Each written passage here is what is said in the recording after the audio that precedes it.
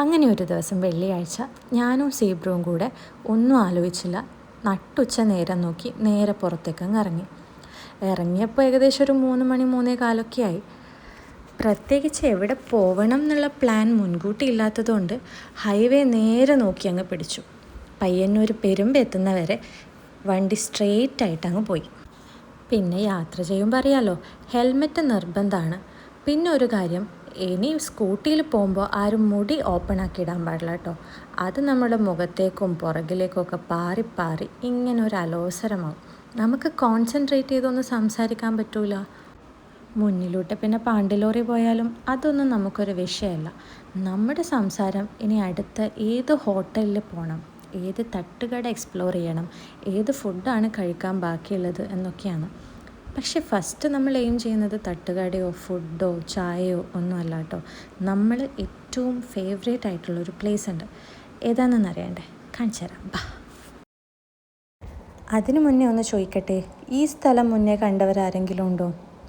പാടമല്ല, സാധാരണ ഒരു പാടമായിട്ട് ഇത് തോന്നുന്നുണ്ടോ? ഇല്ല. കണ്ടവരുണ്ടെങ്കിൽ ഓക്കെ, കണ്ടിട്ടില്ലെങ്കിൽ ഞാൻ പറഞ്ഞുതരാം. നമ്മളെ പയ്യന്നൂർ പെരുമ്പയിൽ നിന്ന് നേരെ ഇടത് ഭാഗത്തേക്കൊരു റോഡുണ്ട്.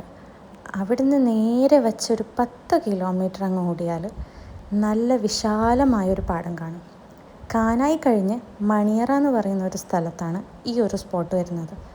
കാണാൻ പ്രത്യേകിച്ചൊന്നും ഇല്ലെങ്കിലും ഒരു ഹാപ്പി പ്ലേസ് ആണ് എന്നതിൽ നമുക്ക് യാതൊരു തർക്കവുമില്ല.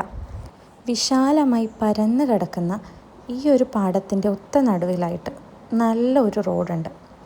റോഡിൻ്റെ ഇടത് ഭാഗം ഇതുപോലെ ഒരു 2 ആളുടെ താഴ്ചയിൽ കണ്ണെത്താ ദൂരത്ത് കുറേ പാടങ്ങളും കുറേ കവുങ്ങും തോപ്പുകളും.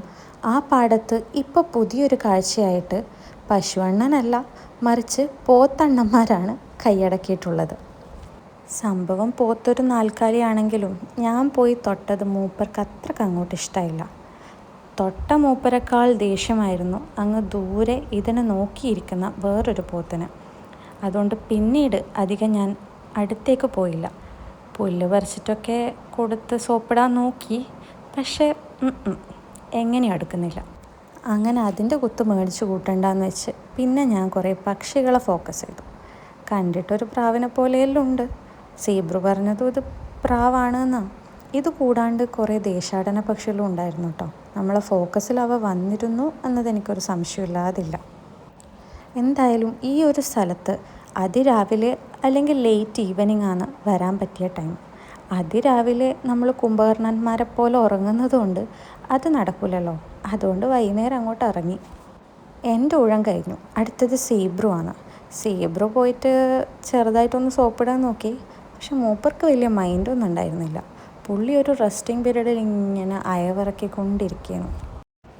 അങ്ങനെ ഒരു വെറൈറ്റി പിക്ക് എടുത്ത് തരാമെന്ന് പറഞ്ഞ് സീബ്രു എന്നെ കുറേ കൊച്ചക്കളി കളിപ്പിച്ചു. ഒടുവിൽ സംഭവം ഇവൾ ഉടായിപ്പാക്കുന്നതാണെന്ന് മനസ്സിലായി ഞാൻ തന്നെ തിരിഞ്ഞു നടന്നു. ഈ ഒരു ഭാഗത്ത് ഈ വയൽക്കാഴ്ചകൾ മാത്രമല്ല കേട്ടോ ഉള്ളത്.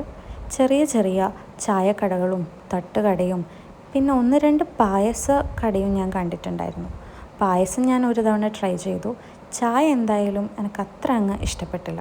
ഇനിയിപ്പോൾ പുതിയ പുതിയ കടകൾ ഓപ്പൺ ആയിട്ടുണ്ടോ എന്നറിയില്ല. നിങ്ങൾ വരുമ്പോൾ ഒന്ന് ടേസ്റ്റ് നോക്കി പറ. അപ്പോൾ അടുത്ത തവണ കാണുന്നവരേക്കും ബൈ ബൈ. അപ്പോൾ സ്പോട്ട് മറക്കണ്ട, കാനായി മണിയറ.